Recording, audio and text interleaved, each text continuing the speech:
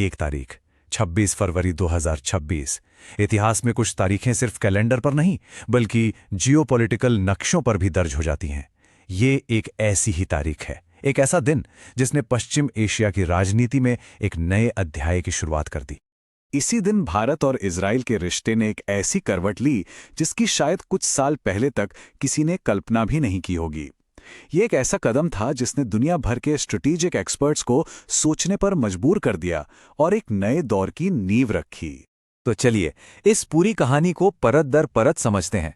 हम देखेंगे कि इस ऐतिहासिक बदलाव की जड़ें कहाँ हैं, इस साझेदारी का असली मतलब क्या है और इसका असर पूरी दुनिया पर क्या पड़ने वाला है। देखिए, कोई भी बड़ा बदलाव रातों रात नहीं होता।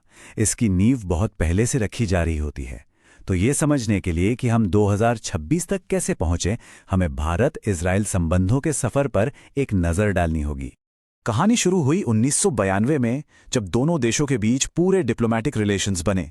लेकिन रिश्ते में असल तेजी आई 2017 में, जब प्रधानमंत्री मोदी इजराइल का दौरा करने वाले पहले भारतीय प्रधानमंत्री बने। तब इस रिश्ते को स्ट्रेटेजिक पार्टनरशिप का नाम दिया गया। और फिर आया साल 2026, जिसने इस रिश्ते को एक बिल्कुल ही नए मुकाम पर पहुंचा दिया, स्पेशल स्ट्रेटेजिक पार्टनरशिप। तो सवाल यह है कि ये स्पेशल स्ट्रेटेजिक पार्टनरशिप आखिर है क्या? क्या ये सिर्फ एक नया नाम है? जी नहीं, ये सिर्फ शब्द नहीं है, बल्कि ये दोनों देशों के बीच भरोसे और साझा हितों की एक नई गहराई को दिखाता है। देखिए, इजराइल ये दर्जा हर किसी को नहीं देता। ये सिर्फ उसके सबसे करीबी और भरोसेमंद साथियों के लिए है, जैसे अमेरिका और जर्मनी। अब भारत का इस क्लब में शामिल होना ये दिखाता है कि दोनों देशों के बीच विश्वास का स्तर क्या है। और हां, भारत के विकसित भारत 2047 के विजन के लिए भी ये बेहद अहम है, क्योंकि इजरायली टेक्नोलॉजी इसमें एक बड़ा रोल निभा सकती है। इस दौरे का सबसे ऐतिहासिक पल था प्रधानमंत्री मोदी का क्नेसेट यानी इजरायली संसद में दिया गया भाषण। वहां उन्होंने आतंकवाद पर भारत की जीरो टॉलरेंस की नीति को साफ साफ दोहराया, लेकिन साथ ही यूएन के पीस इनिशिएटिव का समर्थन करके एक बैलेंस भी बनाया। उन्होंने वसुधैव कुटुंबकम और तिकुन ओलम, जिसका मतलब है दुनिया को बेहतर बनाना, जैसे विचारों को जोड़कर एक मजबूत दार्शनिक कनेक्शन भी स्थापित किया। अब बात करते हैं उन ठोस नतीजों की जो इस विजिट से निकले, वो सौदे और समझौते जो इस साझेदारी की असली रीढ़ हैं। इस दौरे में कुल 16 से ज्यादा समझौतों पर दस्तखत हुए। ये नंबर अपने आप में दिखाता है कि यह सहयोग कितना गहरा और कितना फैला हुआ है। ये सिर्फ रक्षा तक सीमित नहीं है, बल्कि कृषि, पानी और टेक्नोलॉजी जैसे कई क्षेत्रों तक जाता है। लेकिन सबसे ज्यादा ध्यान खींचा रक्षा सौदों ने। खबरों के मुताबिक इनकी कुल कीमत करीब $10 बिलियन थी। यह आंकड़ा भारत और इजराइल के बीच बढ़ते सैन्य सहयोग के पैमाने को साफ दिखाता है। यहां समझने वाली बात यह है कि यह सिर्फ हथियारों की खरीदारी नहीं है। ये मेक इन इंडिया के तहत टेक्नोलॉजी ट्रांसफर और जॉइंट प्रोडक्शन की एक बड़ी स्ट्रेटेजिक मूव है। स्पाइस 1000 बम, रैम्पेज मिसाइलें और आयरन बीम जैसा फ्यूचरिस्टिक लेजर वेपन सिस्टम, ये सब भारत की सैन्य ताकत को कई गुना बढ़ा देंगे। और जैसा मैंने कहा, ये साझेदारी रक्षा से कहीं आगे है। एआई, क्वांटम कंप्यूटिंग और सेमीकंडक्टर्स जैसी भविष्य की टेक्नोलॉजी पर साथ काम करना, 50,000 भारतीय कामगारों के लिए रोजगार के नए मौके और खेती में इजरायली तकनीक का इस्तेमाल करके पैदावार बढ़ाना, ये समझौते सीधे तौर पर दोनों देशों के आम लोगों की जिंदगी को प्रभावित करेंगे। तो अब इस पूरी तस्वीर को जरा बड़े कैनवस पर देखते हैं।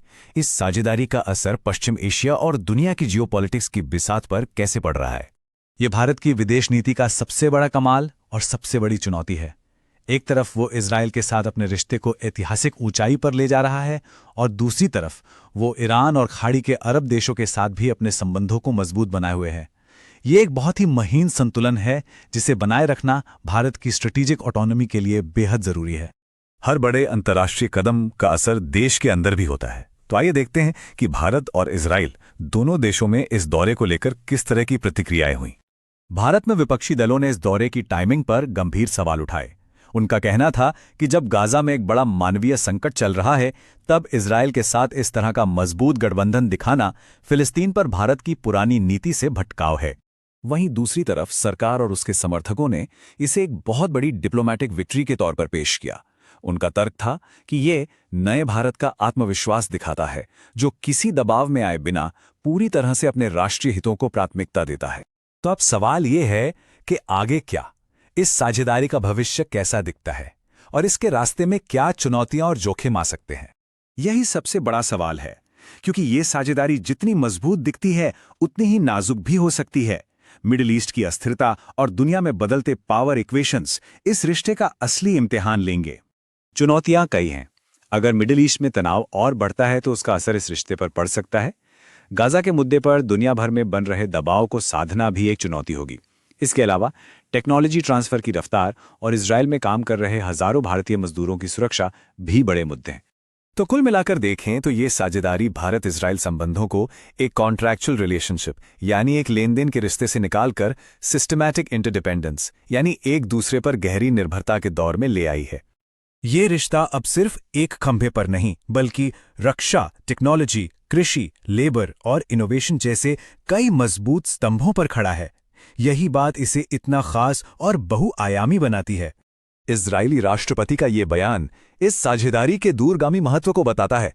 ये दिखाता है कि इजराइल अब भारत को सिर्फ एक पार्टनर के तौर पर नहीं बल्कि मिडिल ईस्ट के भविष्य को आकार देने वाली एक जरूरी शक्ति के रूप में देख रहा है।